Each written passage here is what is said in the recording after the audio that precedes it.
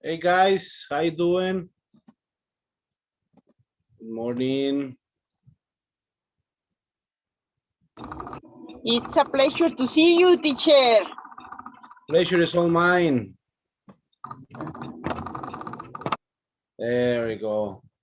Hello, Janice, Chema, Claudia. So, Janice, you started teaching, right? Or you're starting next week? Yes, I will start it in this week. Okay.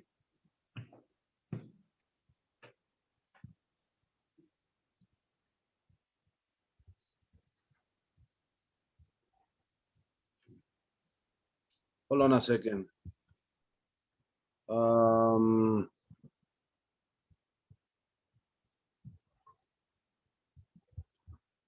And I'm still having problems with the Italian teacher. Hold on.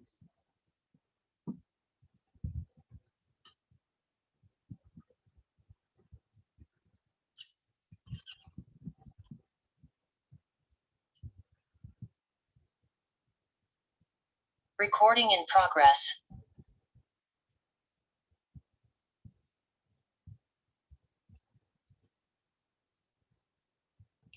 Give me 1 minute.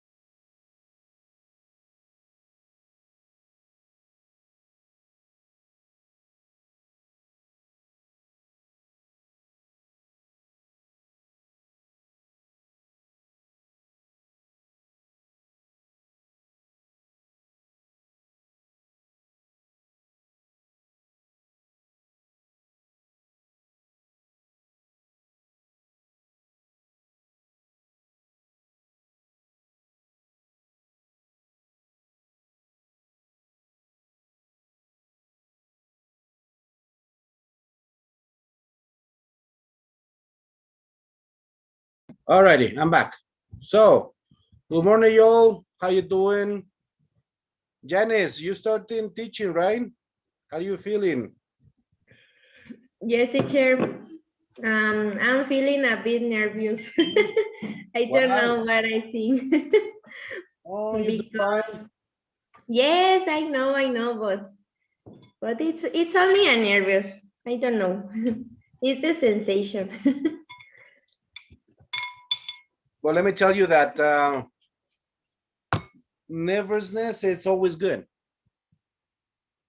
Too How? much, it's bad. But when you're feeling a little bit nervous, it's fine because um, it um, it means that you're responsible. You know what I mean?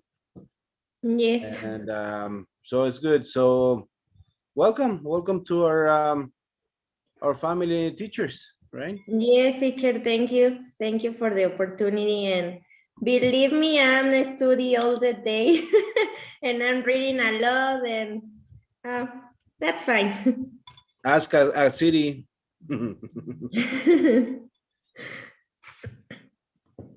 Ask a city. Anyway, so did you watch the news that we're going back and to classrooms on June the 7th? You know, some schools. It's not actually for everybody. Some schools and it's voluntary. It's a voluntary thing, and so I think it's gonna be chaos. But anyways, that's and I believe that people have already gotten used to, to e-learning.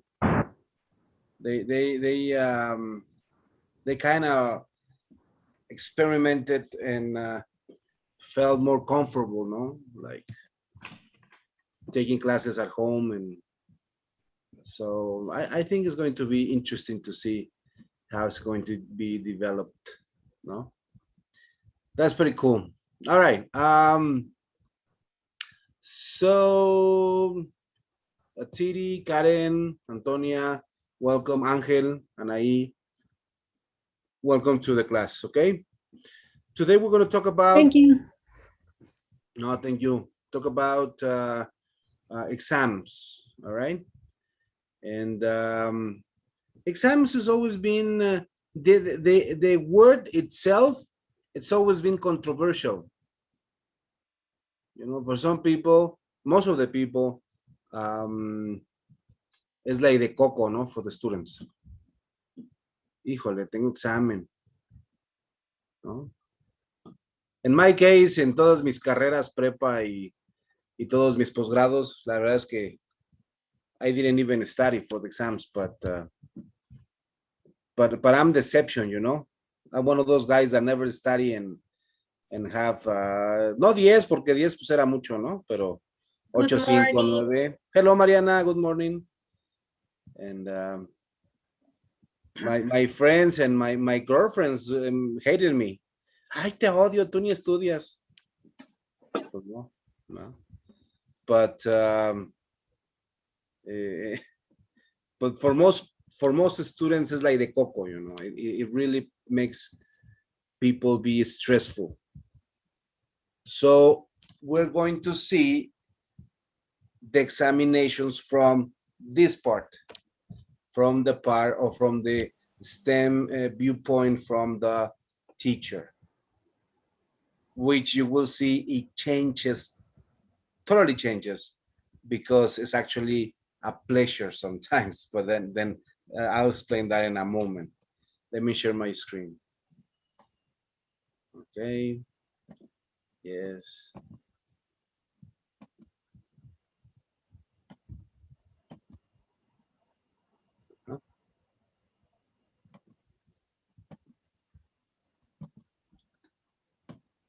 Can you see my screen? Not if you see it. Yeah, okay, cool. All right, so we said that we have many tests and very little time. I have here some of the most famous examinations in the world, Cambridge and TOEFL,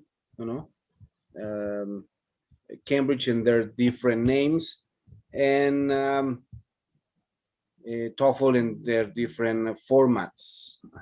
Now, it's very important that at this point, we need to make sure that you teachers know the difference between a English exam and teaching exam. Okay, English exam is the exam that tells you how much English you know. Okay, teaching exam or teaching competencies exam, it's the examination that will tell you if you know how to teach English or not. See the difference? Yes? Okay. So in that case, we're going to focus in this topic only for English examinations, okay? TKT is not an English exam.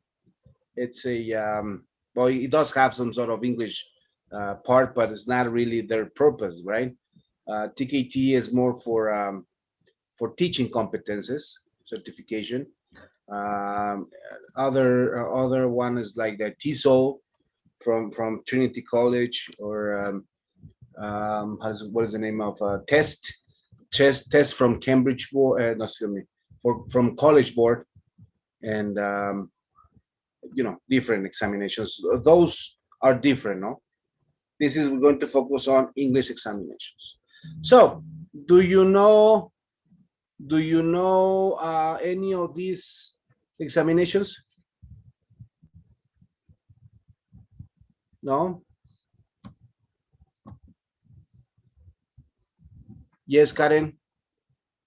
I understand the default TOEFL, como lo conocemos, is like 2 years. Is like, for example, for enterprises, accept you to work with them. It's on nowadays. Some universities ask for them for it, but it's like 2 years long. How do you say? I forgot the word. It just lasts 2 years. Your certificate of TOEFL, the TOEFL certificate is the one that I know from those that you have here. Exactly.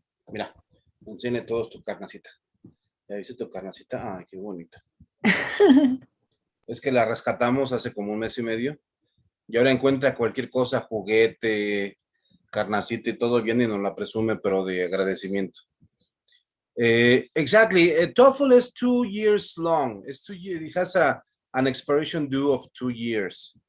Not just for companies. This is TOEFL is just an examination for, to tell you if you speak English or not. I sell TOEFL. The Federal is a TOEFL center, but honestly, they're more accurate exams, okay? But that's a whole different story. All right, very good. So, introduction. Can you read this, Janice? In the classroom, there is only one word that makes the students go crazy. Test. Do you agree with it, Janice? Yes, in the classroom, there is only one word that makes the students go crazy. Test. Okay, do you agree with that? Yes. Of course, of course. It's like the coco, no? Ahí viene el test. All right, so can you continue reading, Chema? However, they cannot be avoided completely, for they are inevitable elements of learning process. How so? They are included into a curriculum, they check the student's level of knowledge, students should face them in order to enter any foreign university, or reveal the level of their English language skills for themselves. Good. So they can't be avoided. Simple as that. It's part of the program, no? And also it's a diagnostic test because it tells you the level of the students, and for some specific purposes, like Karen said, some universities are asking TOEFL for graduation tool, for candidates for graduation. Okay, good. So we have some of the most important, which is PET, KET, TOEIC, TOEFL. TOEIC is almost out of the market for some reason, I don't know. El último me equivoqué, no es FS, es CPE, CPE, sorry. And it's a proficiency from Cambridge. Okay, so now we're going to start seeing it from our viewpoint, from our teacher's standpoint, okay? Why is testing important? We're going to read some of the gurus of teaching, some of the authors, and we're going to discuss if you agree or not. If you disagree, why? Okay. So Atsiri, can you read what Hicks said? Hicks considers that testing is a means to show both the students and the teacher how much the learners have learned during a course. So you agree with this or not, Atsiri? Yes or no, and why?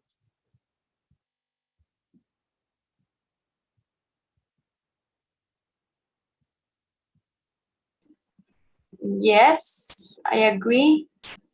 Why? Because The teacher know what is the how you say, what is the knowledge of their students. Very good. So listen what Atsiri just said.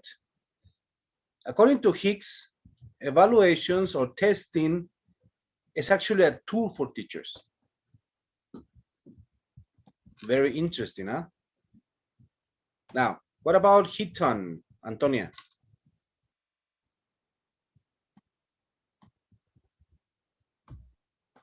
Heaton states that tests could be used to display the strengths and weaknesses of the teaching process and help the teacher improve it. Okay, again, according to Heaton, Antonia, the testing is for whom?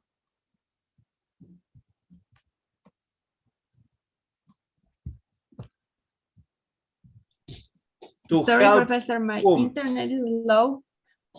My computer is too fast. I don't hear you very well. No worries. According to Heaton, testing helps the teacher to what?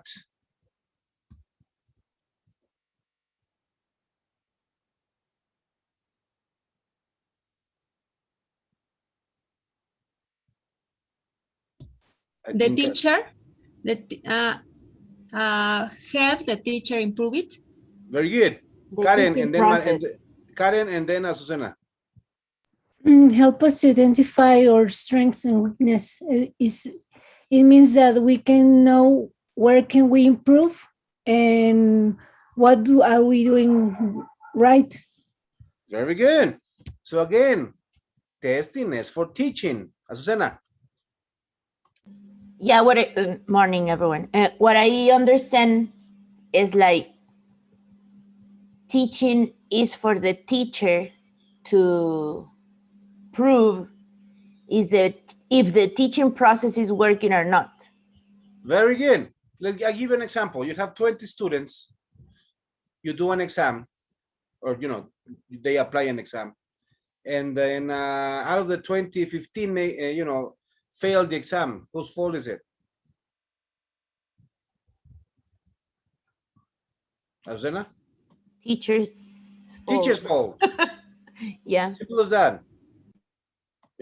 And if it was all the way around, is like 20 students, 15 pass, 5 fail, well then they're stupid. They didn't study or whatever.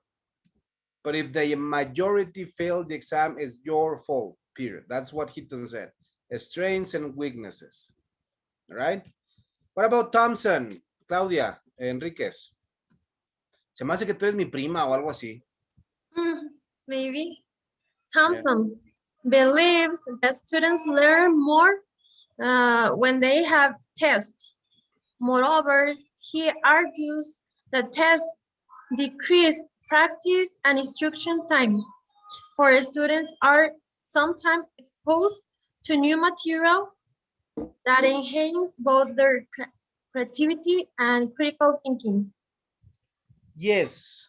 Do you agree with this, Claudia? Sometimes. Yeah, what would happen? What happens, Claudia, when you tell your students?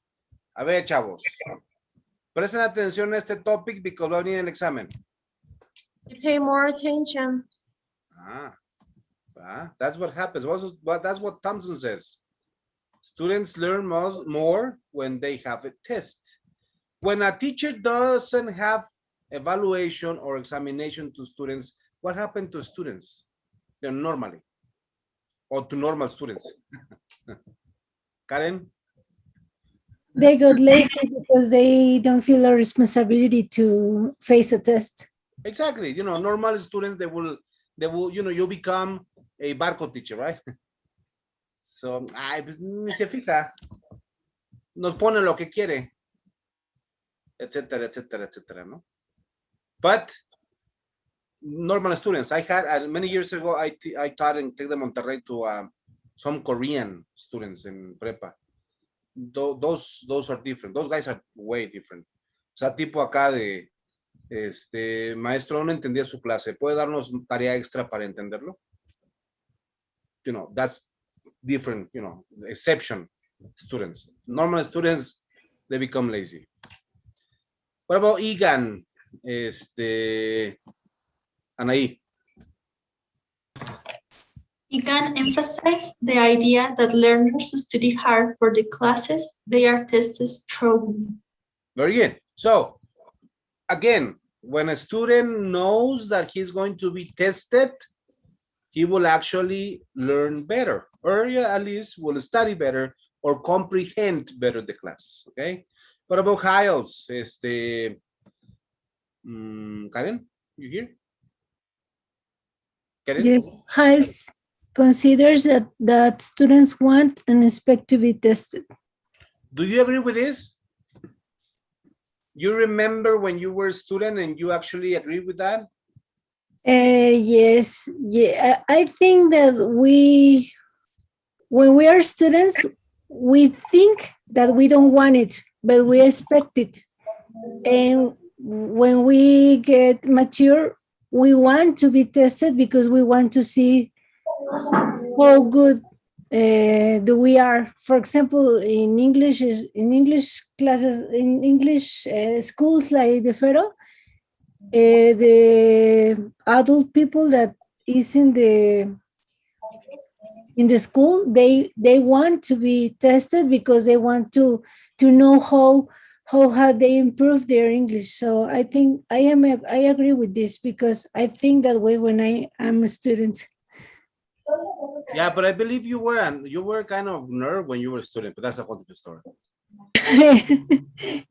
Yeah, okay, I'm still kind of nerd, but okay, that's good. That's good. You know, I'm not, so, but I'm not, and I wasn't. Okay, cool. Now, what about? Sorry. What about if there is something negative about testing? Yes, this is going to be your student at some point of your life, or maybe this was you in some point of your life. Okay. Number one, can you read it? The first point. Let me see. Angel, you here? No, I think Angel is watching porn. Mariana?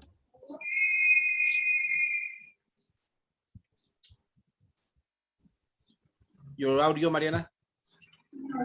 Yes, sure is. Alderson mentions that we shouldn't not forget this, that students, while doing a test, should receive less support from the teacher. Can you read the first one? I'm sorry. Yes, actually, just let me move my. How can I move my? I can see. Yeah. I have it. Tenía mi recuadro encima.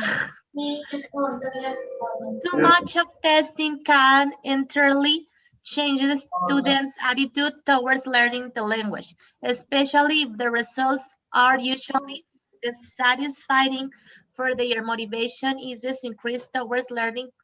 I'm sorry, and the subject in general. Okay, pause there. So, too much testing will make your students insecure. Okay, they will make it insecure. First of all, they're gonna hate you. Then to start with, and they're going to be insecure, and that produces a whole different, set of problems. They're not going to learn English. They will be afraid of speaking English. Blah blah blah blah blah. So you need to find the balance. Continue, Mariana.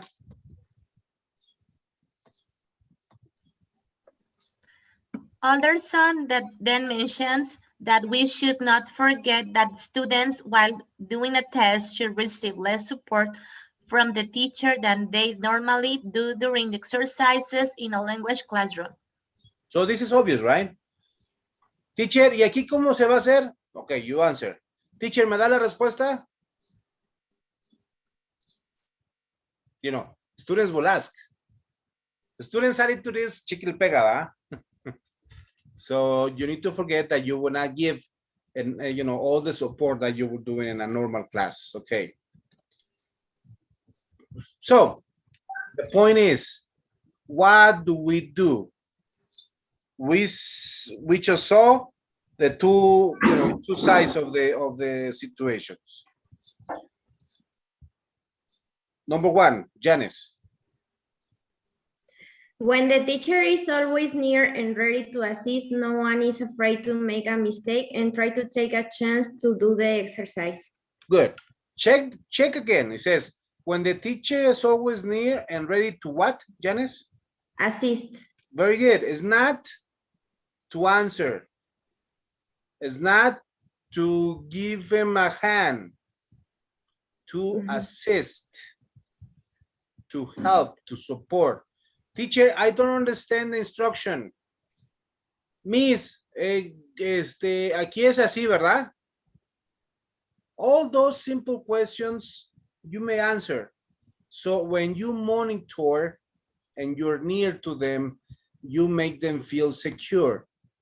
And maybe Antonia dice, pues, es obvio, ¿no? But guess what? I've seen teachers applying the exam and then they go and sit in the desks. Or maybe standing up in front like this. Así como cara de sargento mal pagado, ¿no? ¿Qué pasa con los alumnos en that moment? Pues se les cayó todo, dice un maestro, se les arrugó todo lo rogable, ¿no? Yes. Continue, Chema. Teacher, I have a comment. Yes, Gaby. As teachers, we must give them the confidence to that safe, because this language or the knowledge, they don't have the security to speak, to do something for this language. That's all. Thanks, teacher. Very good. Given confidence. Excellent. Not given the answer, but the confidence, yes. Chema. However, when writing a test and being left alone to deal with the test activities, the students panic and forget everything they knew before. Yes, they go blank. So what is the core meaning of the test? Chema, read the first point. The students should be given confidence. That's number one. Students should be given confidence. I don't know if you have had the chance to take an examination for you know, de esos grandotes, esos importantes, ¿no? Maybe, for example, ¿cómo se llama? Cuando están los sinodales, tu examen de recepción, you know. In my case, bueno, en mi caso fue diferente, pero in my case, if I would have appreciated my teachers be giving me confidence, because I was very nervous. You know? So yes, like you felt, the students feel. Okay, so give them confidence. I'm ready here, ready, and mi esposa se pone toda así, pone flores en el salón y, ay, ese examen, bla, bla, bla. Yo no. But at least they know that I'm there for them. Chema, next one. Encouragement is a vital element in language learning. Very good. You understand the word encouragement? Yes, encouragement is like, yes, you can. You're the best. You're the best of the best, sir. You know? Chema? Teachers should foster self-reliance. Self-reliance.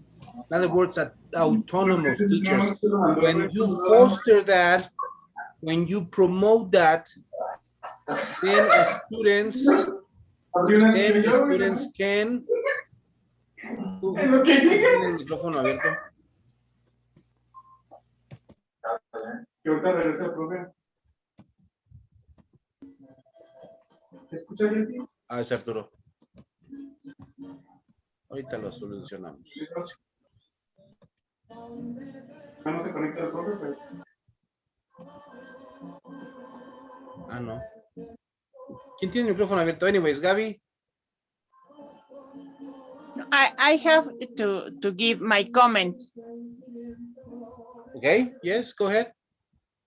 In this point, is very important to give the students the correct motivation for to do the exams, to do another activity for their qualification.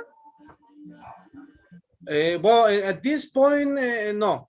We are discussing, we're not there yet. We're not in that point. We're discussing what testing means to the teachers. Okay?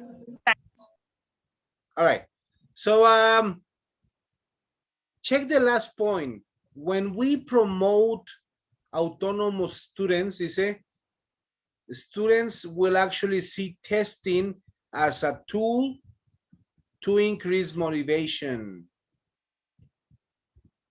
When you have a student, yay, we have quiz today, you have succeeded as a teacher. Okay. Now, we need to understand two different concepts in English, okay? These are different in Spanish, so we need to make a difference. Can you read this, Janice? These two terms are entirely different. When we assess our students, we are interested in how much our students have learned. When we evaluate it, we are concerned with how the learning process is developing. Very good. When we evaluate, Janice, evaluate is pronounced. Okay, so evaluate. Assessment is when students have learned in the past. Okay, so if you have a unit and the unit covers 1 month, the assessment is going to be at the end of the month. Yes or no? Yes? See, we were, you're following? Okay. Yes, So yes. when it's at the end of the month, you can see how much they learned. Yes? An evaluation, when we evaluate that very same unit, you may have an evaluation in the middle because you're going to see how much they are learning and how is the learning process being developed. See the difference? An assessment is when you're finished. Evaluation is before finishing to evaluate your process and your progress. Both are important.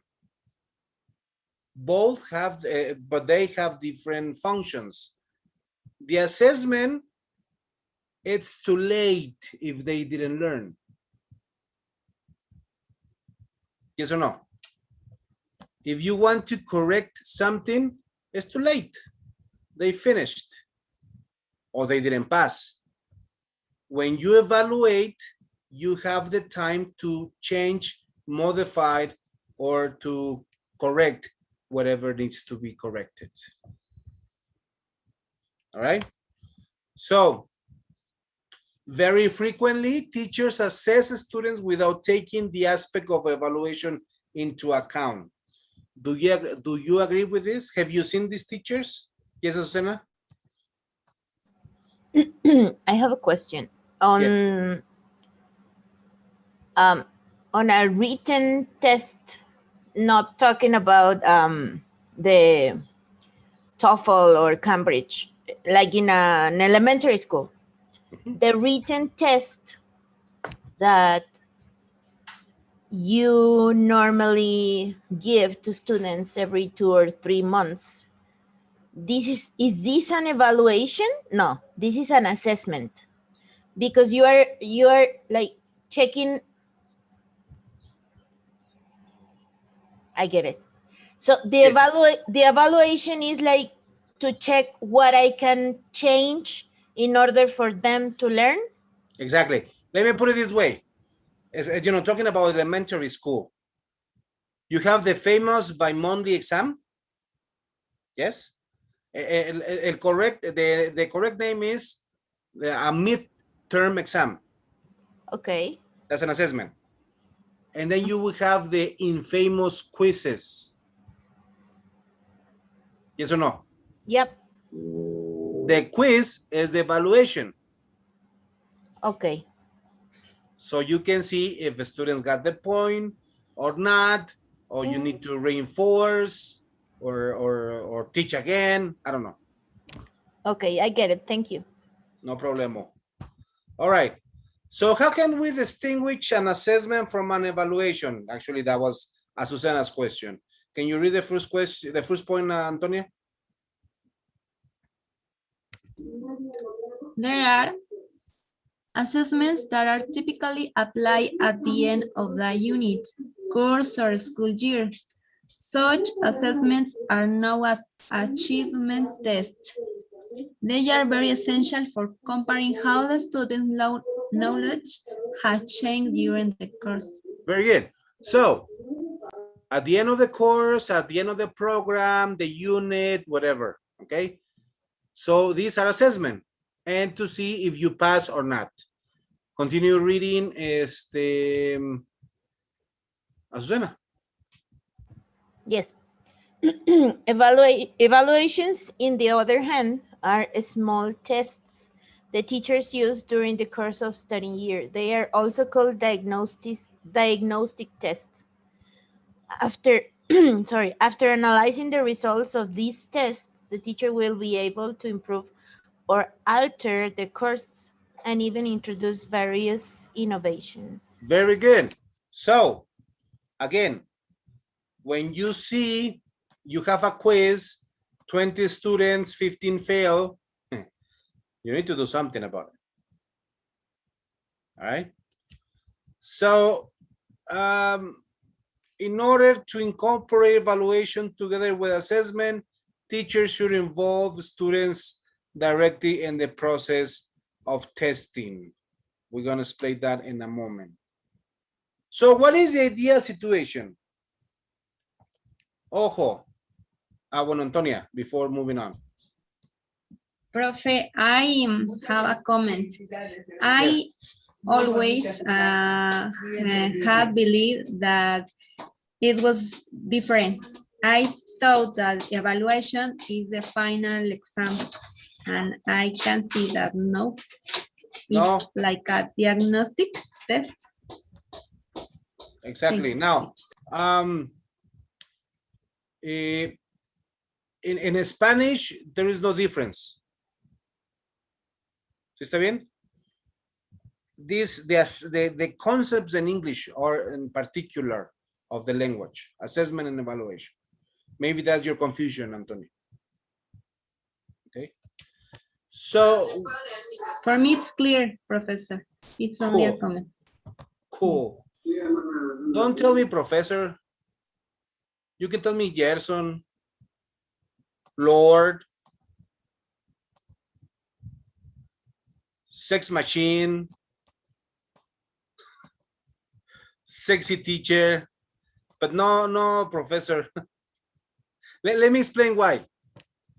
Let me explain why. Ese es otro conflicto de entre Spanish and English. ¿Quién es un profesor en inglés? A PH, like it's a different degree. Exactly, it's a doctor en lo que tengas, o el PhD, ¿no? Bueno, si estamos hablando de English teachers, sería yo un doctor en lenguas. I'm not. Can I say Mr. Cisneros? Mr. Cisneros, just tell me Gerson, Lord, oh my God. It's also acceptable, okay? All right. What is the ideal situation? Ojo, paréntesis, ideal situation, ¿eh? De aquí, ustedes van a evaluar su situación en particular. ¿Por qué? Voy a hablar en español para que todos me entiendan. Esta es la idea ideal, la situación ideal, porque a menos que tengan su propia escuela o sean clases particulares, no van a poder tener nunca la situación ideal. ¿Ok? Porque van a trabajar para alguien más. Y eso conlleva otro tipo de situaciones porque vas a trabajar para la situación ideal de la escuela. ¿Ok? Don't get frustrated. That is part of life, part of your job. My duty is to teach you the ideal situation. Y ya de ahí tú vas filtrando o aplicando lo más que puedas. So far, so good? Okay, cool. So, number 1, Mariana. The test, do I have to read the guy? ¿Dónde? No, so Audio.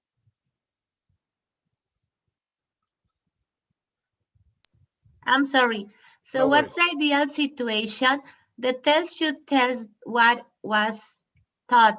A Okay, pause there. Okay, thank you, Mariana. Yes, you're welcome. Y Mariana dice, duh, teacher, pues es obvio, ¿no? The test should test what it's supposed to be testing. Yeah, well, not always is the same. Not always is the ideal situation. We are going to see 2 cases. Continue reading, Mariana. Yes. Students are very different and so is their level of knowledge. Okay, pause there. Even though you're supposed to have, lady, you're supposed, oh, hold on, somebody's in the door. Hold on a second.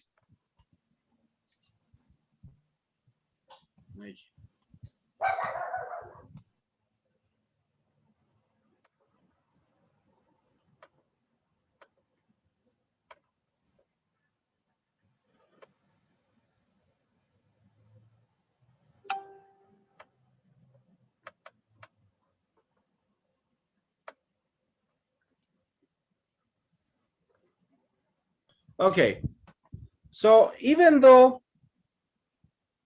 you're supposed to have students in the same level, you know, you're teaching basic, you're supposed to have all basic students, yes or no?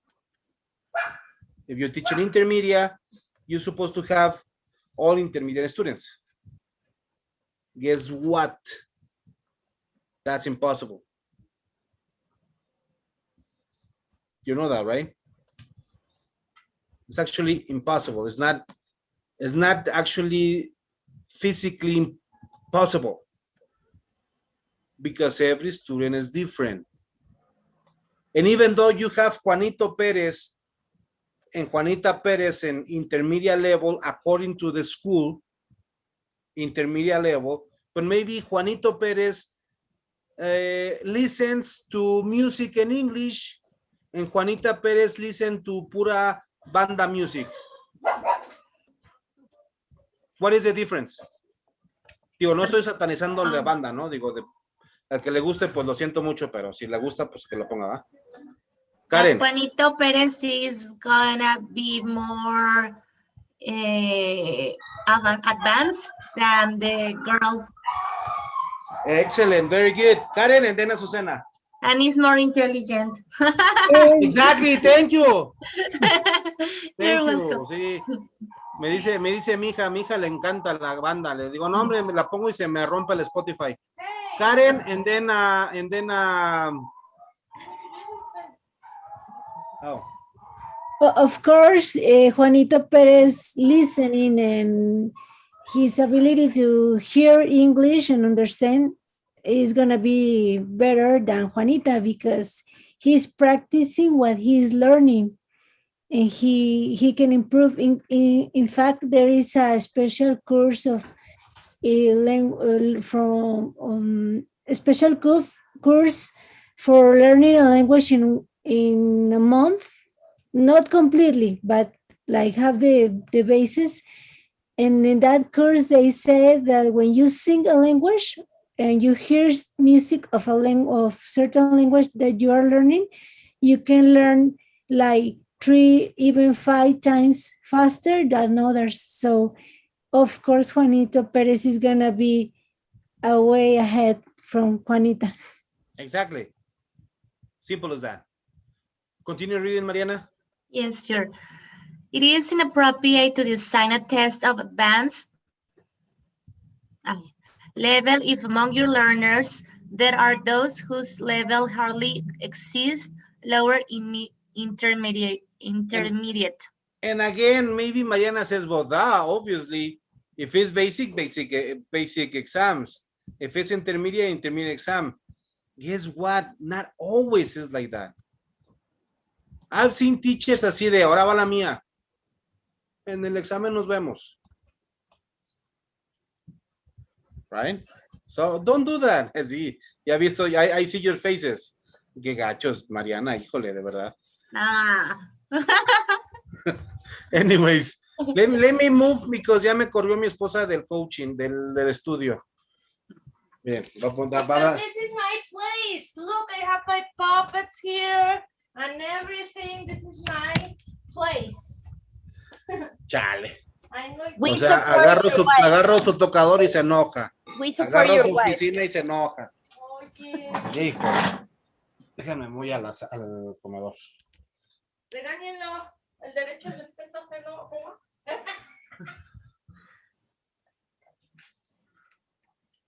Yes, yeah. All right. Okay, can you see me? Yes. Very good. So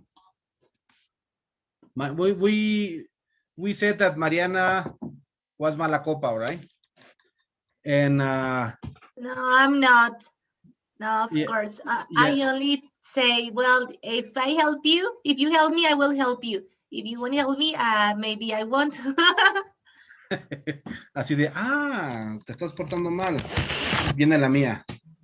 No, they know that if they help me, of course, that I'm gonna help them a lot. They know it. Qué choro te viste, Mariana. But anyways, that's good. Sí. No, para nada. Okay, another ideal situation. Claudia. Where we are, I'm sorry. The instructions. Oh my Lord, stop watching porn, really? No. The instructions of text should be unambiguous. Otherwise, the students will spend more time on asking the teacher to explain what they are supposed to do instead of completing the task. Yes, and this is really, I mean, it's actually more common than you think. And if you're having an evaluation or assessment, and then your students are, Miss, ¿y aquí qué dice? Miss, ¿y aquí cómo es? Miss, ¿y aquí qué le pongo? ¿De qué quién es la culpa? Pues de la Miss. Because her instructions were ambiguous. You understand that word, ambiguous? It's actually the same in Spanish. It's ambiguo. In other words, it's not clear.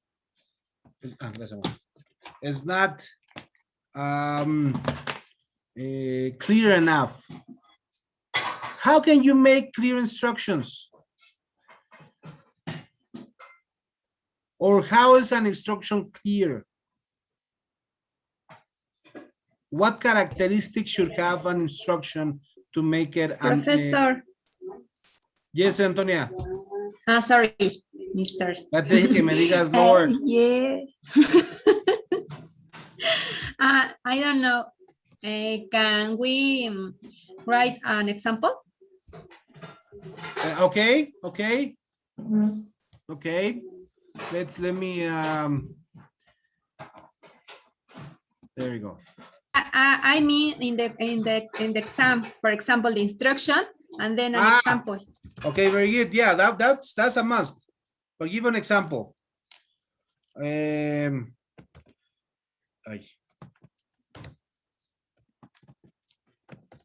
Válgame.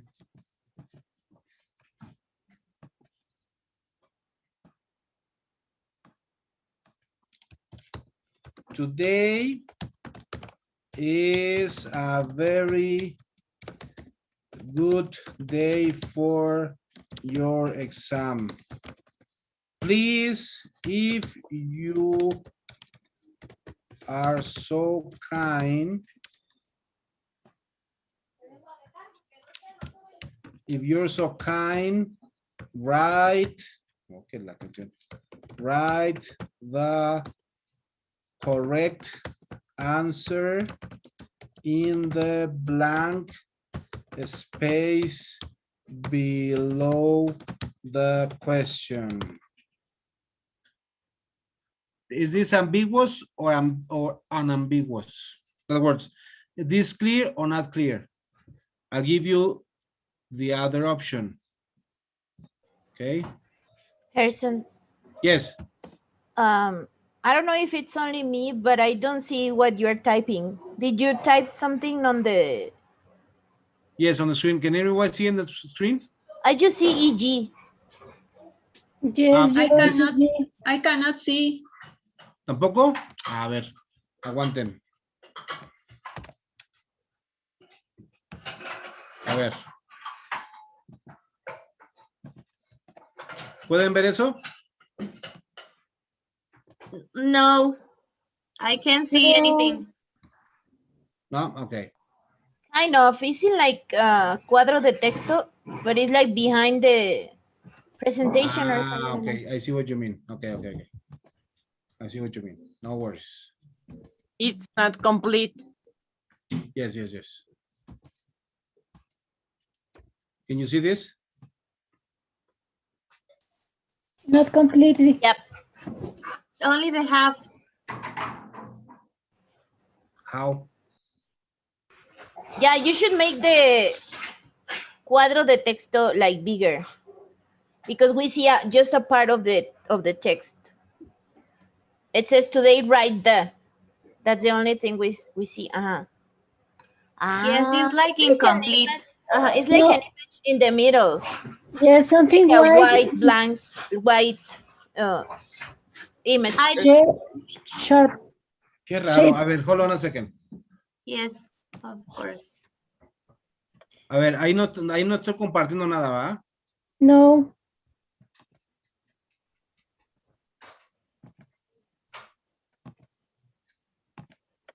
¿Ahí ven algo?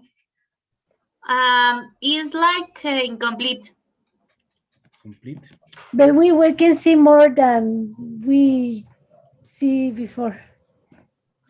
I think that is like you have to jalar la pestañita and do it bigger. Somebody share a screenshot in the WhatsApp group. A ver. We see it now. Great.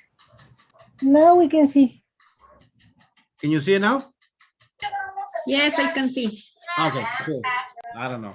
Anyway, so I'll give you this and then I give you the second option, okay?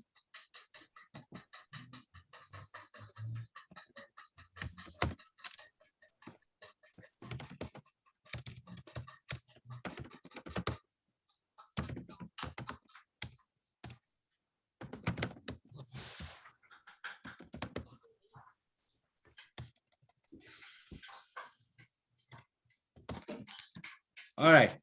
I don't know why the other option, I cannot see it. I just can see the first one. Oh, sorry, Gerson. That's okay. Can you see it now?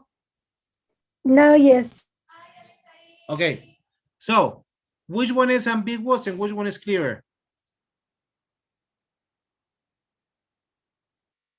The first one is ambiguous and the second is really clear. Now, you need to think as a student, eh? You as with your mind of a teacher, you will find number one very polite and very nicely written. But for the students, going to be very confusing. So yeah, Harrison, it's like you give or you hand the exam and then it's like, Miss, what is kind? What is blank? What is, I don't know. So exactly. but many questions with a very long Is not instruction. Sorry, Gabby. the instruction, excuse me, is not clear. That's why the students are confused. Exactly. Because actually the instruction in number one is correct. It's actually correct and it's written in a very polite manner. But for the students, it's confusing. In other words, no need the choro. If you make it very long and the choro is going to be ambiguous. Make it simple.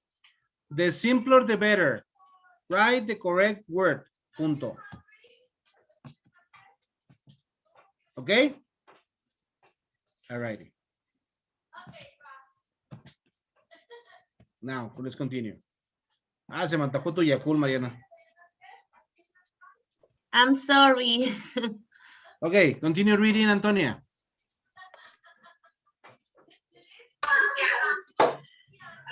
Once the students are able to apply their knowledge in various contexts, Yes. they'll have in turn acquired the new material correctly.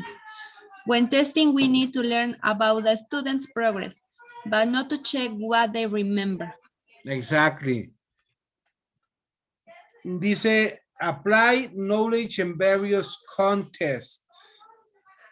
In other words, they may be able to answer the examinations in a different format, in a different hour of the day, etc. So when they do that, it's because they actually are inclined to the evaluation. What will happen if you don't? Miss, es que aquí ya no le puso la rayita para que le escribiera. The ones teaching en primaria know what I'm talking about. No se te ocurra cambiar de pencil a pen. Cosas así. So they need to have or be able to do it in different contexts. ¿Verdad, Susana? Susana? Así Yes, de, Harrison, if así de, Miss, con lápiz o con pluma. if you change a little simple thing like pongo la fecha completa o la puedo poner corta y tú así de solo ponla. Exactly. It's part of life. Okay. So characteristics of a good test. Remember, we are still in the ideal situation. What is the ideal situation and what is the ideal exam? Okay, before moving on, it's 11:05. You want to take a BP break? See, okay, so it's 11:05, 11:25. Okay. Agree, right, okay. Thanks. So I'll see you here in 20 minutes. I'll leave the session open. Thank you, Gerson. Thank you, Harrison. No, thank you.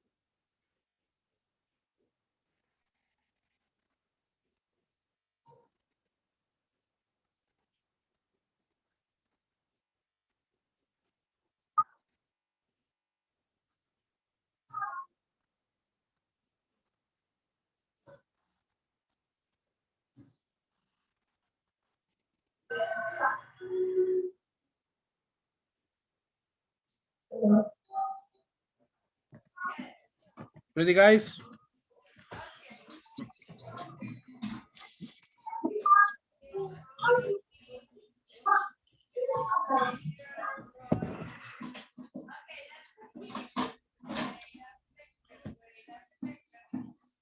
Ready, guys?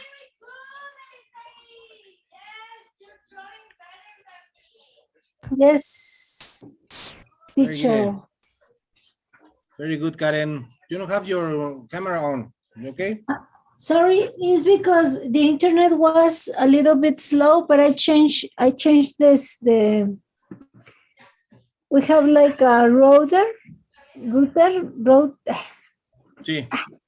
but I changed it. I hope I can turn it on and listen well to you.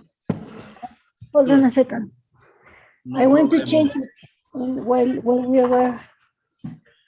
While everybody is getting online and turning cameras on, let me explain why Claudia might be my cousin. Why? Let me explain why you might be my cousin or aunt or second cousin or something. My mother's last name was Soto Enriquez. My grandmother was my mother's mother. My grandmother was Enriquez. But that's not it. She lives in a town where some of my family lives. And worse than that, she knows me desde que estaba chiquito. Yo no me acuerdo de ti, fíjate. ¿Tú sí, ¿No? va? No. Yo me acuerdo cuando ustedes se iban a ir, su familia se iban a ir y les organizaron una fiesta para despedirlos. Pero yo estaba muy chiquita, tenía como 5 años, Ah, no, pues por eso. pero sí recuerdo mucho el apellido, pues. Ujú. Y ya viste ese niño gordito así, ay, mira qué chido niño, ese era yo. I don't remember if you were gordito. Ah, yes, I always been gordito. I always been chubby. Solo recuerdo que sí bailamos en esa fiesta. ¿Oh, sí? Wow. Wow. Sí, yo creo que sí eres pariente mío. A lo mejor. Porque Vives donde vivían tías de mi mamá, o sea, hermanas de mi abuela, y que eran Enríquez. Pero sabe que mi papá, que es el Enríquez, él viene de Zacatecas. Ah, Él es de Zacatecas. Y bueno. ustedes vienen de Xuxupa. De Chuchupa, sí. De Chuchupa. Por Una vez me eso. decía, estábamos en una reunión de amigos y estábamos viendo a Omar Chaparro, ¿no? Y que decía el ranchero chido que viene de Chuchupa. De Y Xuxupa. todos se rieron, menos yo. Pues sí. Pues que sí es cierto. Mi abuela decía que conocía a los chaparros de Chuchupa. Sí, a lo mejor. Anyways, that's a whole different Pueblito story. chiquito. Sí, sí, pues sí. ¿Está cómo? Chiquito, ¿no? No, yo nunca he ido, la verdad no conozco. Ah, pero vuelve a decirlo como lo dices. ¿Cómo? ¿Estás chiquito? Sí, sí, chiquito. Pues sí, chiquito. La leche. La leche y el ocho. Chilaca. Sí. Ah, la chilaca con queso. Otra onda. Ya sé. ¿Para qué Otra hablamos onda. de eso ahorita que hay? Mira. No, hombre. Qué rico, los chiles rellenos. Queso menonita con chilaca. Ujú. Otro nivel. Ya sé, qué rico. Otro nivel. Anyways, okay, let's continue. So we're talking about, again, ideal situation of the ideal exam. It's going to depend a lot from the school and the program and so far, no? Okay. So the first, ándale. A ver. Wait. A ver. No, a ver.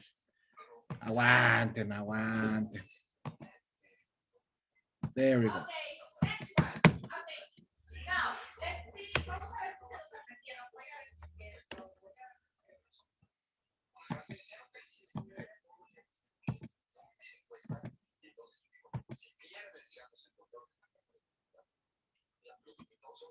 No, a ver, espérame. No, ahí.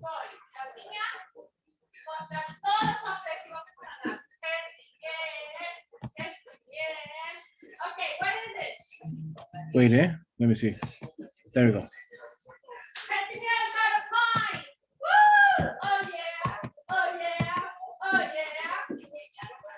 Okay, good.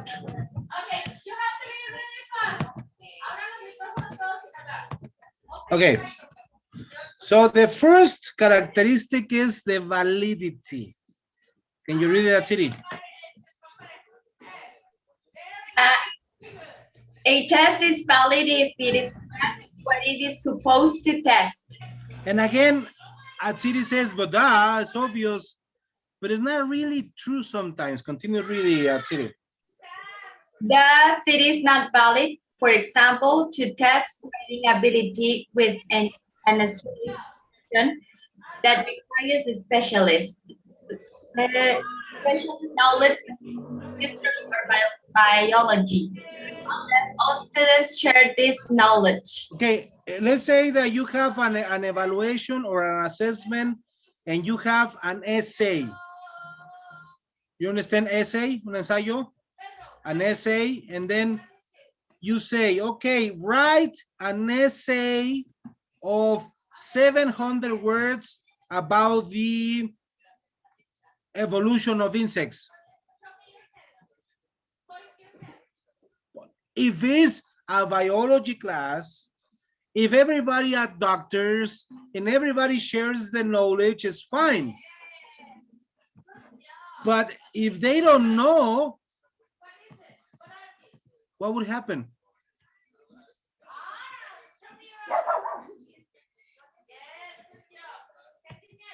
Karen? We are going to be like the drawing with a knot in the head because we're not gonna know, or our students they are not gonna know what to do and what to say, and they don't have that kind of knowledge. We are testing them in English, not in biology, so it's gonna be kind of tough for them if they don't know, if they don't doesn't have the knowledge to make that say. It's not gonna Good. be possible. More than tough, it's actually stupid, you know, from your part. Because if you're asking something that they don't know, it's cruel at the end of the day. Gabi, your comment. Gabi? Thank you, Chair. Pues they don't do anything because they don't know nothing about these words. So how would be, thank you, Gabi, how would be a correct and valid essay?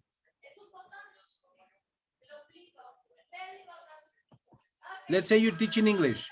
What would be a valid essay? I have an idea, like an essay that considers what you have been teaching, like according to according to the student's level. Like you cannot ask for an essay of half page. Like okay, my example is like, if I'm teaching first grade, I should ask for 3 sentences, and 3 sentences is enough. And if I'm teaching adjectives, if they use the adjective in the correct way, that's correct. If they have spelling mistakes or other kind of mistakes or errors, that's valid for me. It's what I understood. Exactly. Those would be errors, Azucena, because they don't know. So it's valid. Even if you have the same instruction, write an essay of 700 words about the evolution of insects, punto y seguido, make sure to have the correct verbs and past. So then your essay becomes valid. Porque entonces el alumno se va a dar cuenta de que the evolution of insects is not important. What is important according to the instruction? Mariana? To use the verbs. Sorry. They use the verbs and past, simple as that. Y ya si Juanito Pérez se aventó, no, pues es que cuando Mickey Mouse, he was in Disney, and then he was bitten by a mosquito, and then Donald Duck, and that's fine. You just focus on, it's valid. Like Susana said, it's valid because it is what it is to be taught and examined. Yes, Karen. Yes, now you make me remember when I was studying English like 20 years ago, and in the school that I was learning English, they used to tell us to write some asks for a size of topics that we like have to kind of invent imagine the situation, invent the story, the chronicle. But the main thing was that we should use what we were learning. So I just forget that, and now that you are telling and giving this example, it's really good. It's a good kind of testing, because help your imagination. You try to use all your vocabulary that you have acquired. So it's a very good option, and it make it easier to the student to answer a question, because the student just focus and for example, now using correctly the verbs, and that's the main idea. So it's a good I'm going to say in Spanish, porque no sé si los nervios no me permiten ahorita decir en inglés, pero es como una buena es una bastante buena técnica para hacer un test de un estudiante. Okay. Y lo había olvidado. Now breathe and say it in English. It's a very good technique. Very good. It's a very good technique to test on a student. Excellent. Very good. Thank you. In this class, only me can speak English or Spanish. All of So, you English. thank you for the patience. No worries, Gaby. Teacher, the students will know what we teach them only. That's why we need to give them the test, only the knowledge we gave them. Very good. Is Very it good, Gaby. correct? No, it is correct. Very good. That's actually the point. However, hay teachers malacopa así de, ahora va la mía. No den el examen. Don't do that. Continue reading, Asiri. It is very difficult to design a proper test with a good validity. Nevertheless, it is essential for the teacher to know and understand what validity really is. Very good. Excellent. Following with the same example of the essay, yo personalmente le pongo, okay, write an essay of 700 words, dependiendo del nivel. Continue the story. Mickey Mouse was in Disney when he disappeared. 3 puntos. O depende del trending, ¿no? I don't know. Batman was discovered, blah, blah, blah, blah, blah. So whatever you do is fine. Just make sure that the students understand that is valid, the exam, okay? There are 5 types of validity. Janice, first one. Regarding where, there are 5 types of validity. Construct validity is this theoretical ground on which the test is based. In order to construct or plan a test, teachers should research into students' behavior and mental organization. Appropriately constructed at the beginning, the test will not provoke any difficulties in its administration and scoring later. Very good, appropriately. Now, this is ideal, eh? According to where, the first validity is for you to know your students' mental, social, and emotional status, and then develop the best format for the exam.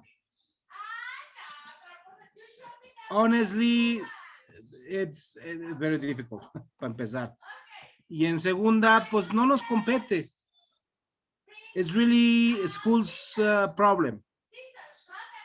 Parentheses, they never do because it's expensive. They need to hire psychologists and, you know, experts in the matter so they can, you know, tell you a very personalized profile of the student.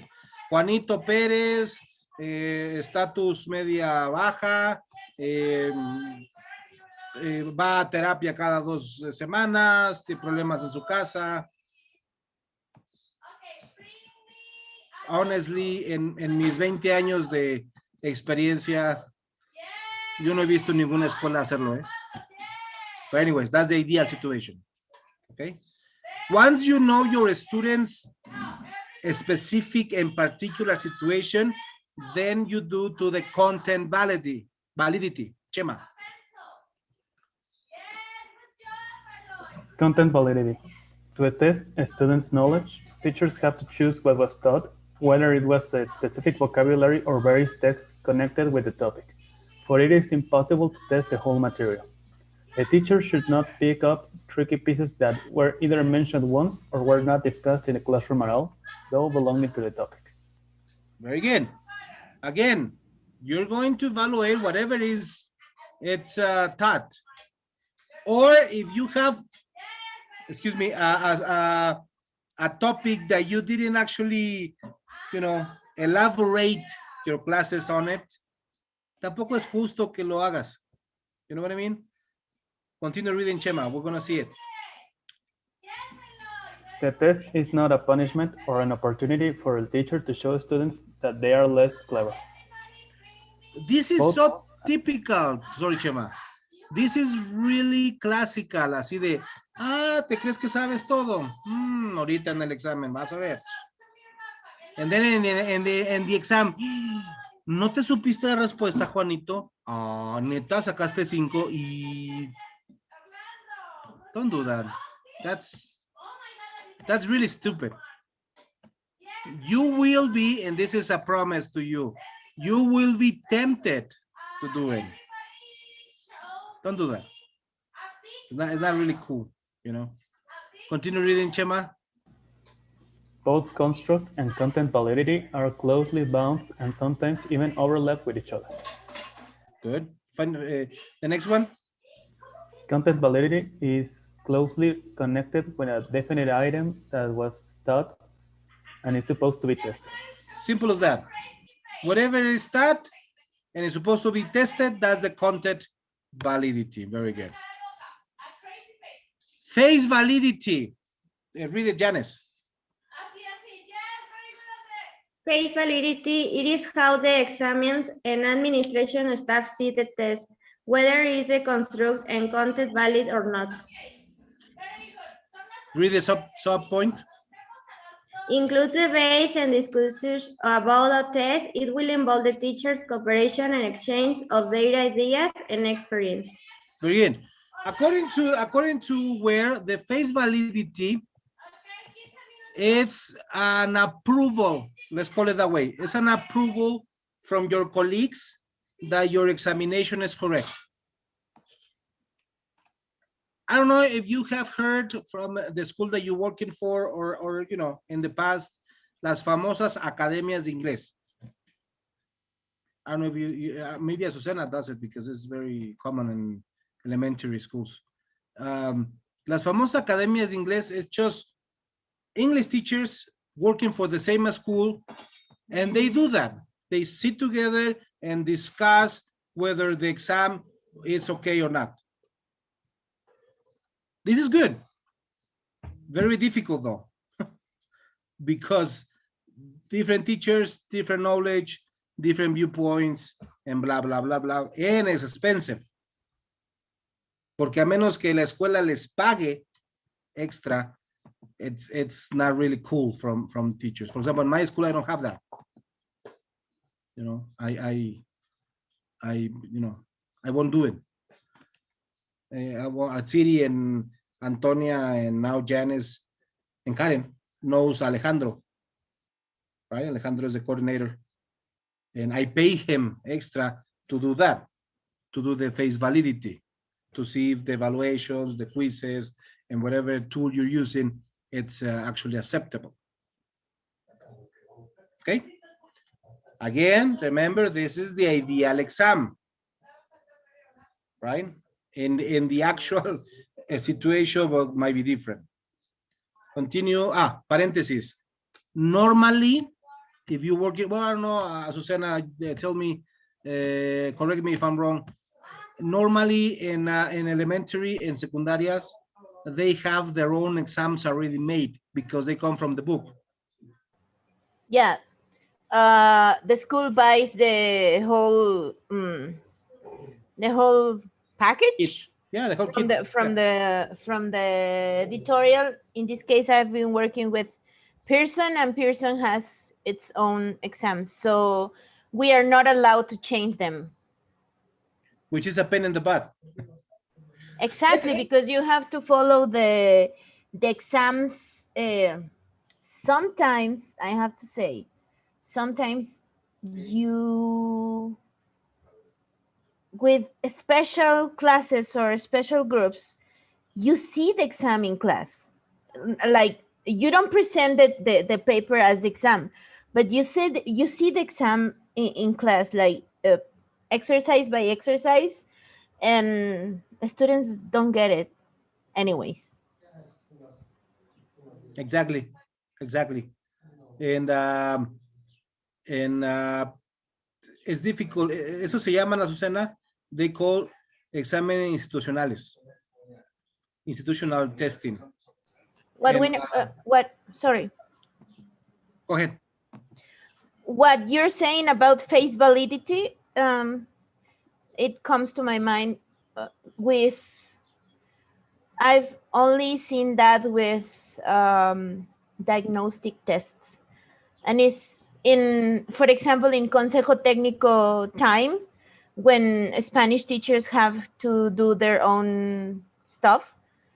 We have been, I mean, we've done that, English Yeah. teachers. Yeah. Actually, according to the SEP, the Consejo Técnico is that's for. The problem is that there is not enough English teachers. You know, how many English teachers do you have in your school? And I have to say, not to brag or something, you cannot discuss the content or the validity of a test with a person that doesn't know that doesn't have the knowledge. Like, I don't want to sound rude, but you cannot share your own expectatives or your own experience with a group than with another. Like, you cannot share that with, for example, I normally teach sixth graders because I cannot teach first graders. I normally teach sixth graders. So sixth grade requires a different English level. And I'm not saying first grade teachers are not important or something, but we have different techniques and we have different strategies. So it is really difficult. In the school that I'm working right now, there are 5 first grades. It's first A, first B, first C, D, E, F. There are 6 first grades. So we are like 40 teachers, and that becomes like crazy.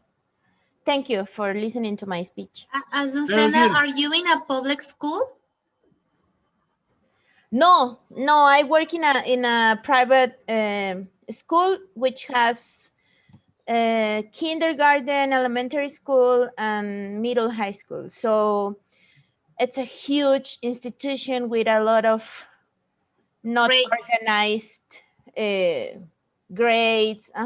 It's like too much money coming in, too much showing off, too much like bluffing in events and things like that.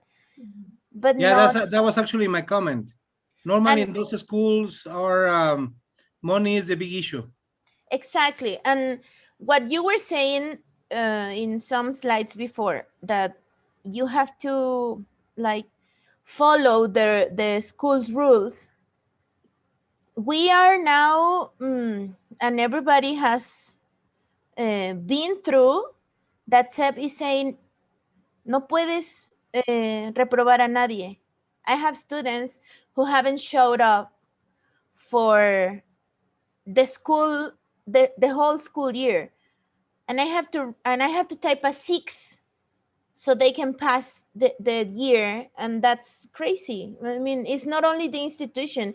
If you work for SEP, and then you said don't get frustrated, you get used to be frustrated. It's like, damn, it's so weird. Yeah, you will find it very, like, for example, I work for TEC de Monterrey. I told you several times. The first 2 years, 3 years, I was frustrated because I call on the tutors to discipline students. They never done anything. You know, it's too much money involved. Exactly, too much money. So, you know, but that's a whole different story. We'll discuss it later. Okay. So now backwash validity, Janice. Excuse me. Backwash is the effect repercussion of testing on teaching and learning process. It could be both positive and negative. Very good. Continue reading. And this has to do with, as Susana was saying, the first point. Janice? If the test is considered to be a significant element, then the preparation to, I didn't see. Oh. Can you see it now? No. To yes, no. Can you read it at City? Can you see it? To it will, yes. Yes, it will. Yes. To it will take up most of the time and other teaching and learning activities will be ignored. Very important. That's a very negative repercussion. I'll give you an example. Azucena was saying about how the schools are more interested in the money. Yes or no, Azucena?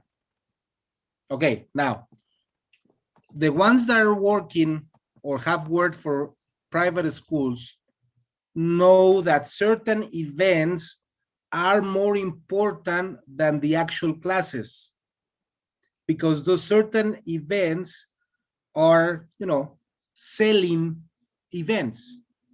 I give an example: spelling bee. The ones that had worked for a spelling bee is a, for a private institution, a spelling bee is a huge event. So they spend hours and hours preparing the students for the spelling bee, not in different hours, not for homework, but in the actual class. And guess what the problem is? The program. You can't complete the program. Y entonces, cuando llegan los exámenes, ¿qué pasa? Miss, ¿no vimos este tema? Y es culpa de la Miss. Ah, sí, always. And then you can't, but you can change it because the school needs the spelling bee to sell, their matricula for the next year. That is a negative repercussion. And talking about, I'm sorry. I always go ahead. Sorry. And talking about matricula, especially this pandemic school year has been crazy. We have been facing many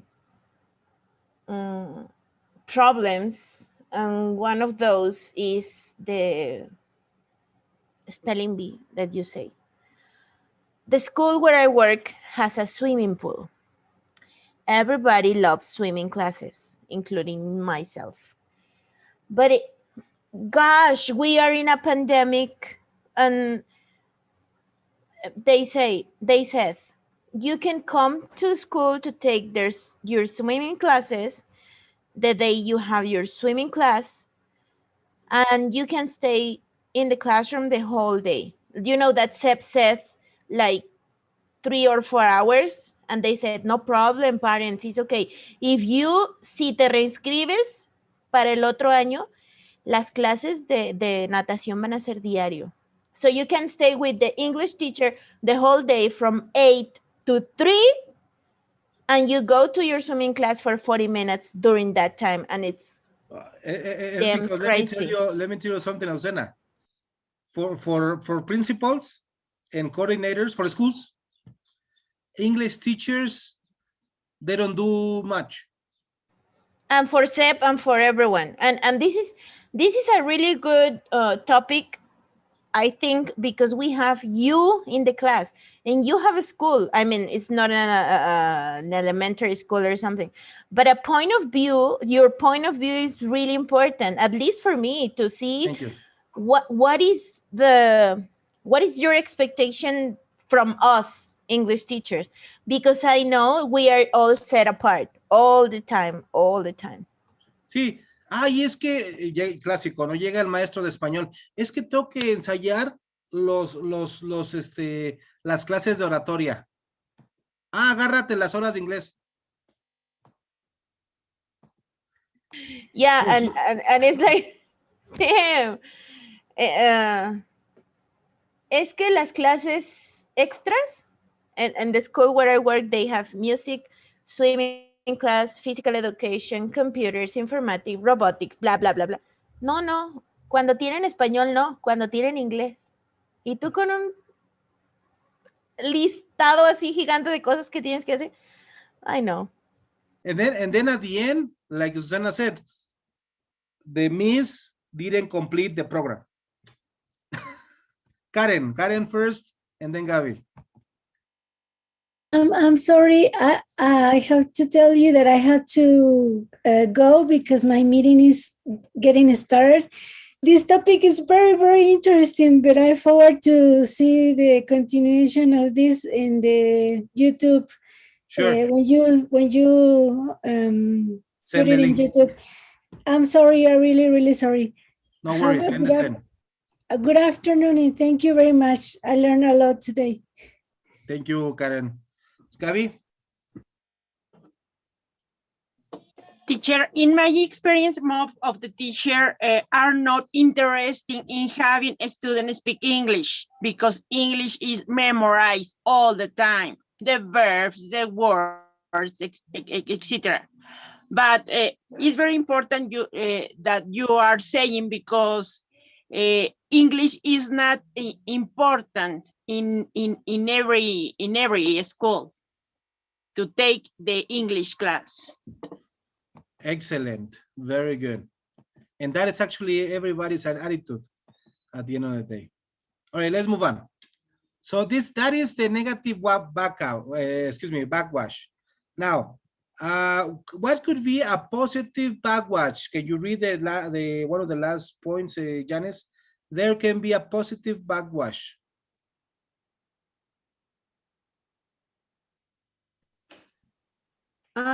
Where, teacher? 1, 2, 3, the fourth point. Okay. As a result, we will have a negative backwash for the objectives. Okay. The next one, the fourth. Sorry. There can be yes. There can be a positive backwash as well if the course is designed to make the students pass a certain exam. Teaching should correspond to the demands of the test. The problem is that the teachers are not always supplied with the appropriate material for the test preparation. Instead, they are just given back instruction and are free to act on their own. Very good. Same example of the spelling bee. If your class was a spelling bee, then it's a positive backwash because then you will spend most of the program in a spelling bee. Okay. If your class is TOEFL preparation course, the whole program is an exam. But if your class is English class, then evaluation is a small part. See the difference? Okay, cool. Again, I understand because I was a teacher for more than 20 years. I've been a teacher for more than 20 years. I understand this is the ideal situation.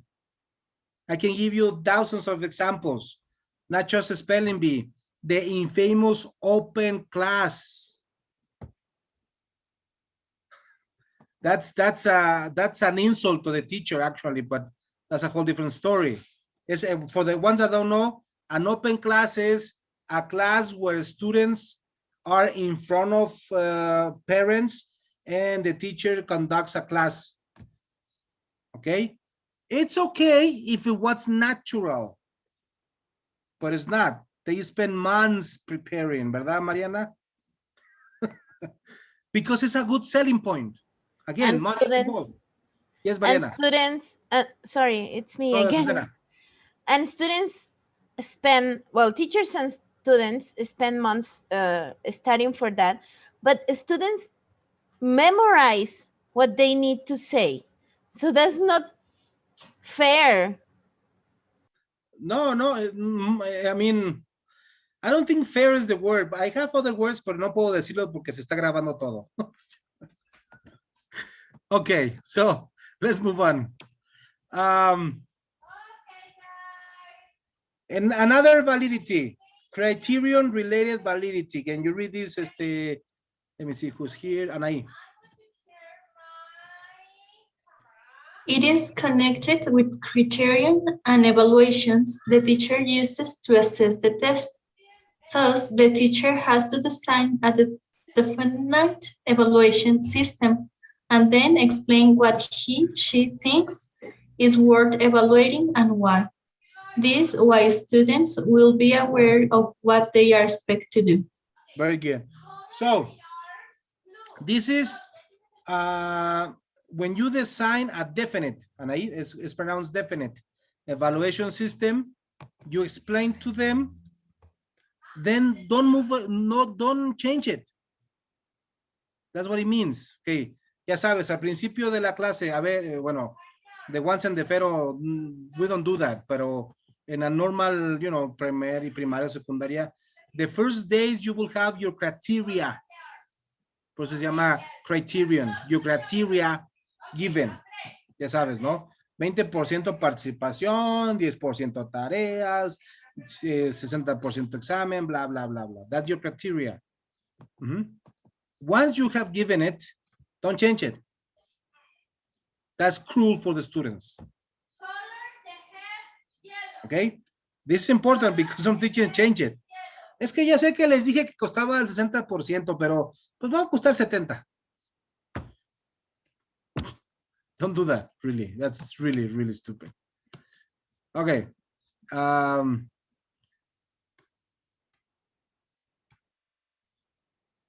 Now, second characteristic of a good test, reliability.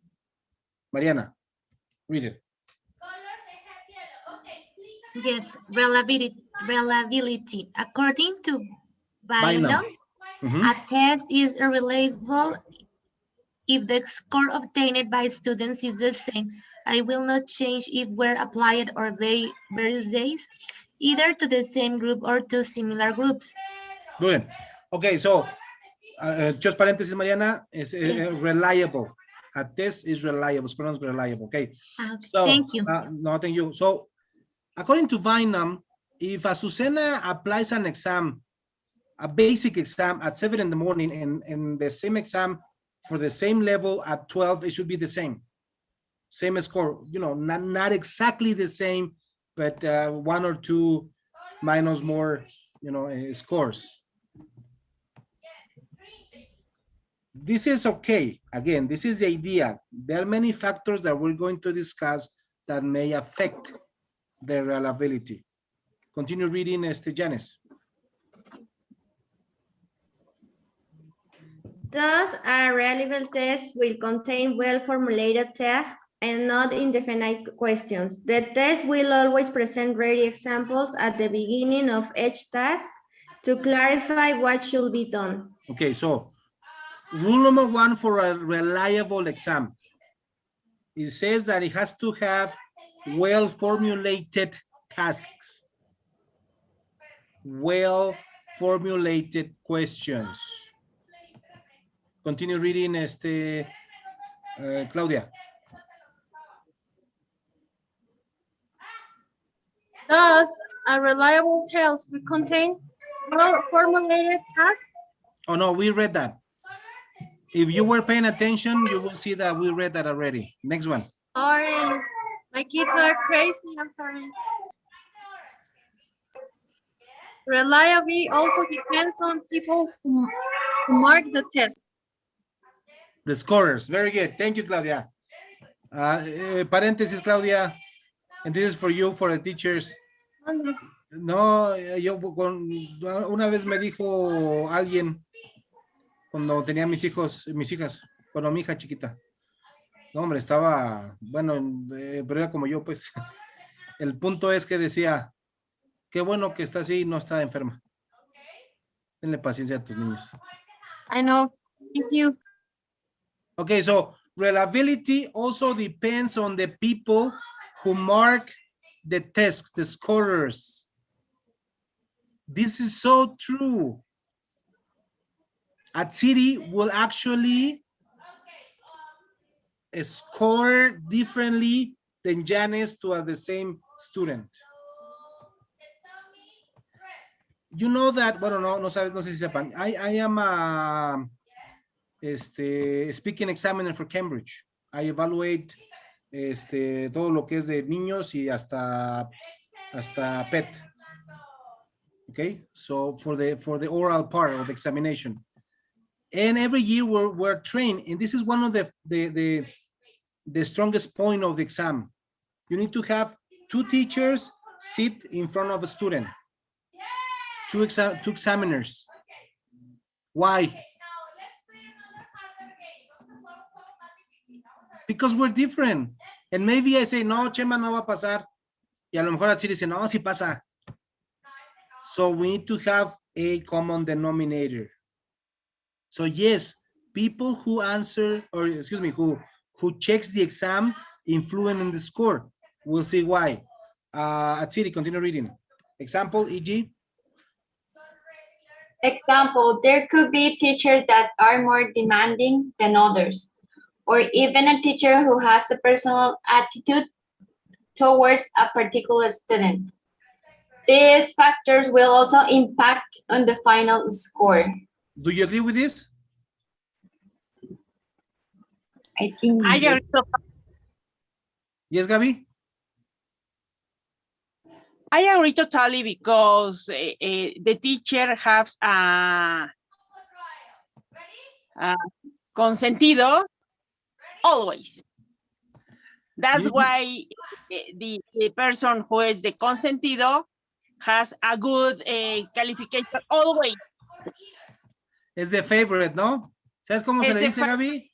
¿Sabes cómo se le dice? The teacher's pet. Oh, thanks. The teacher's pet. Yes. Digo, no deberíamos, pero la neta es que sí. Ay, cómo me cae re bien. Sí, hombre, se equivocó. Bueno, pásalo.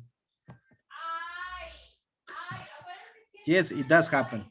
Actually, can I say something? Yes, yes.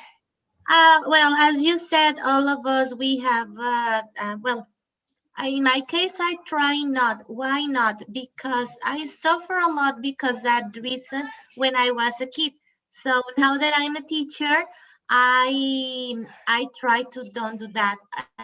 Sometimes it's hard, but I try to treat all of them of the same way.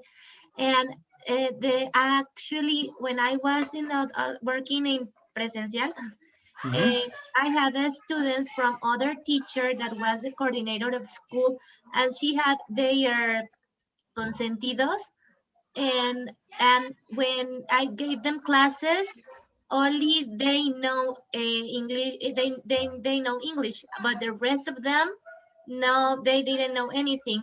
So it was very hard for me because some of them know English and some of them don't. So it was very, very complicated to work with them. And well, that was my experience.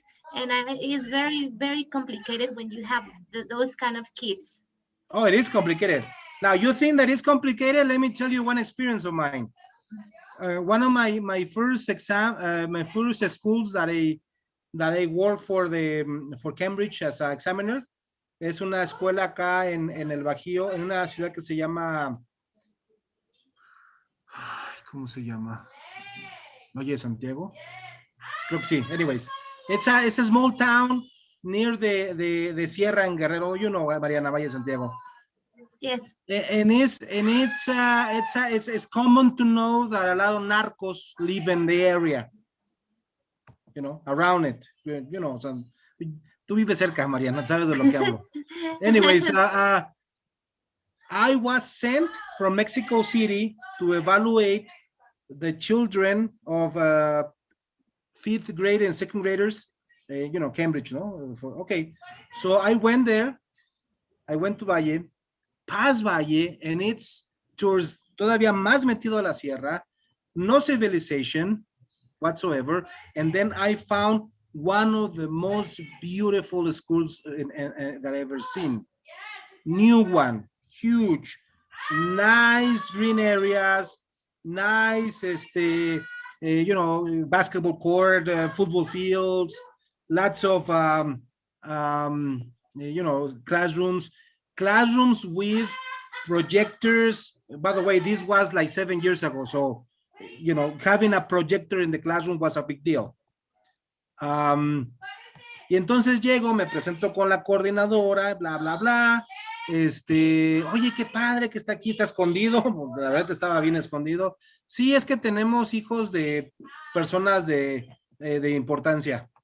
Ah, ya sabes, yo todo naif, ¿no? Ok, ok. Entonces, bueno, en los examinations, se hace un registro media hora antes, ¿no?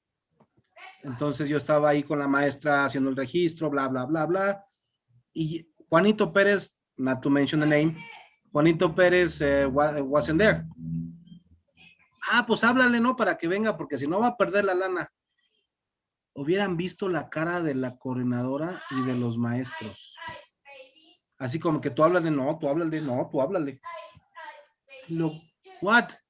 Pues es que es el hijo de un capo. So yes, you're talking about complicated situations. I just look at the coordinator and teacher said, I'm sorry. No quiero ni imaginar cómo lo evalúan. Yo aquí voy a poner que no vino y se acabó. Okay, so yes, the scorers influence. And then the last point, please, Antonia, you here? No. Mira, Azucena.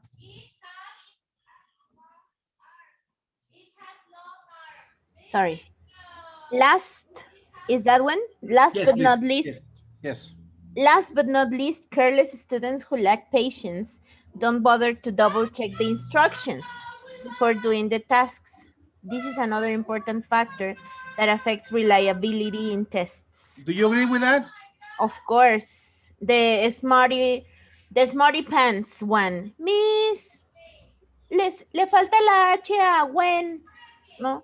Oh, things like that. And then also the student that knows it all y se equivoca. Así típico, tienen que ver la otra lado de la hoja, ¿no? Y todavía le dices, Juanito Pérez, ¿ya lo revisaste? Sí, miss. Y todavía así de, Juanito, ¿ya lo revisaste? Sí, miss. Sorry about that. Yeah, because they have to get a 10, yes or yes. Exactly. It's a funny part. You will enjoy it when you work for the student, for a school. To summarize, we can say that even though validity and reliability are good qualities, they're not enough. There are some other characteristics. Chema, number one. The test should be practical.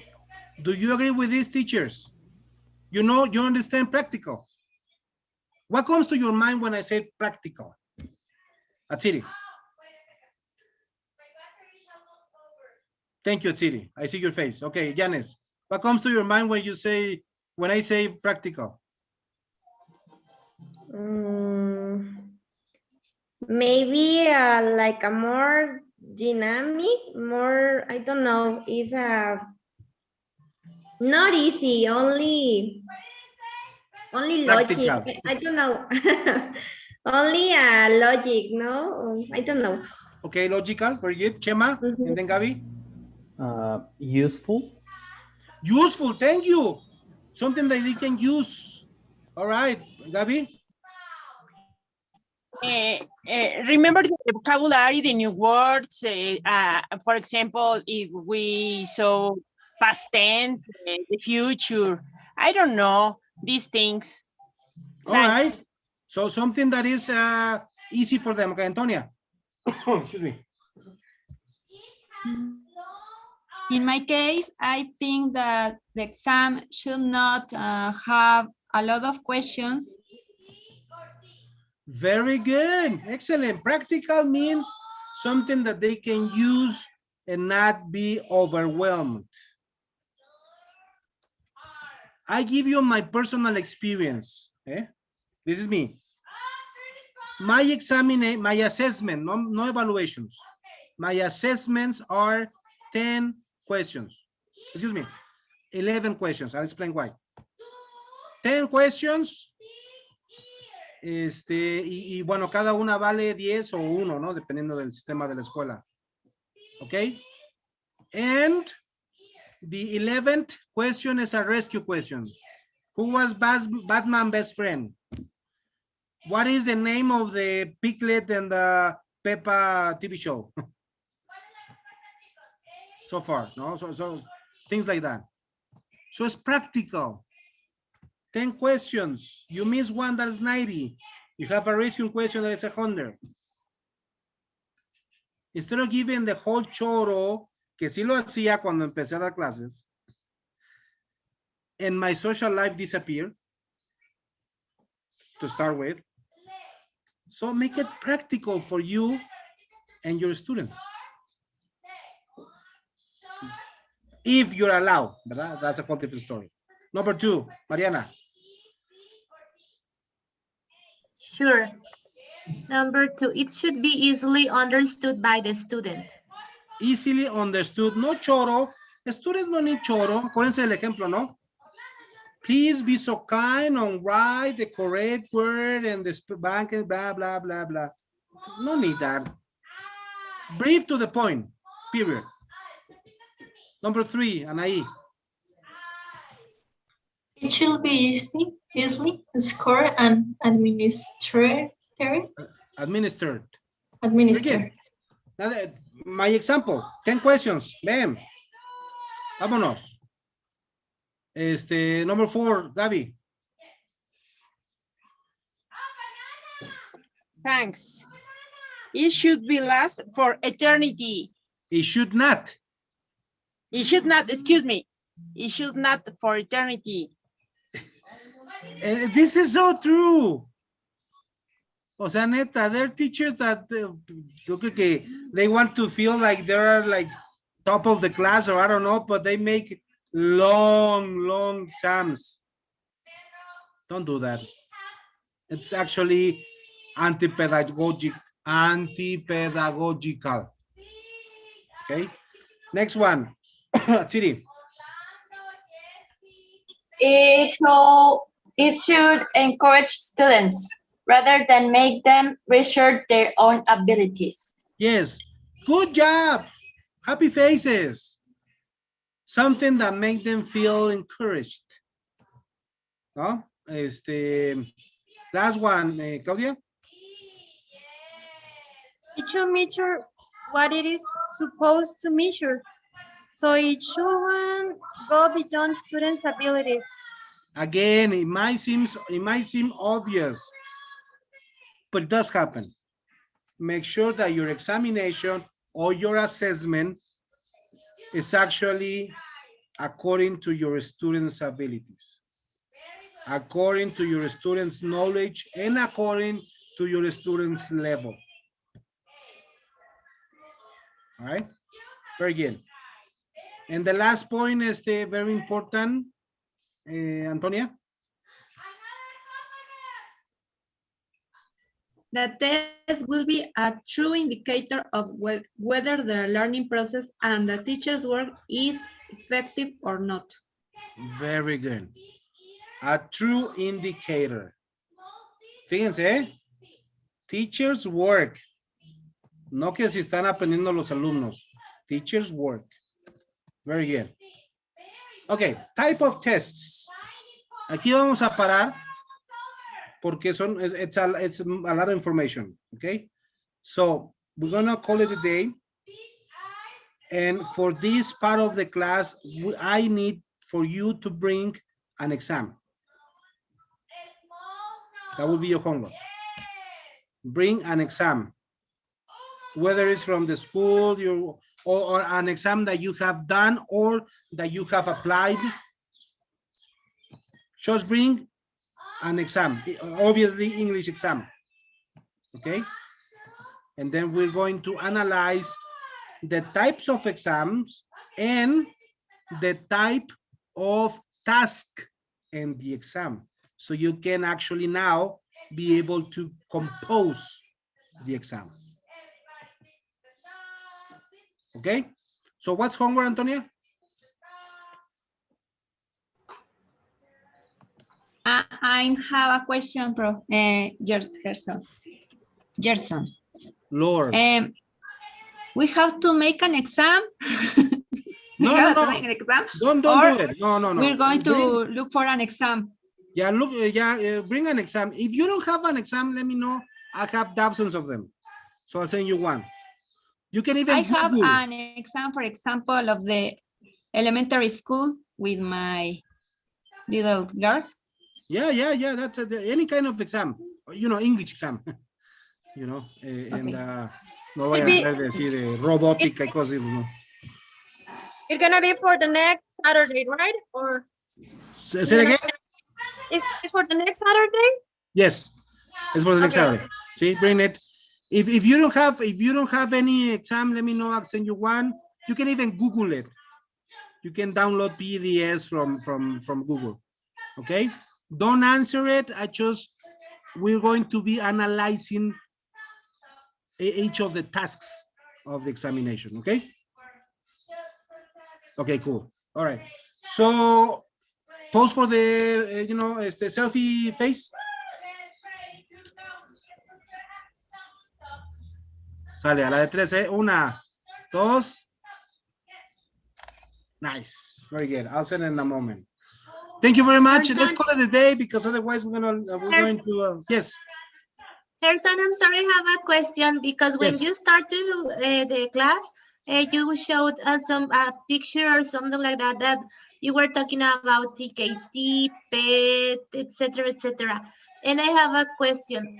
La licenciatura en el idioma inglés es más, como no valiosa, pero es más, o sea, está más arriba que todos esos que mostraste o cómo es eso, esa parte.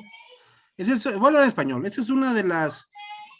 Bueno, I'm going to stop broadcasting, ¿ok? Porque soy representante de varios de esos y for obvious reasons, let me stop broadcasting.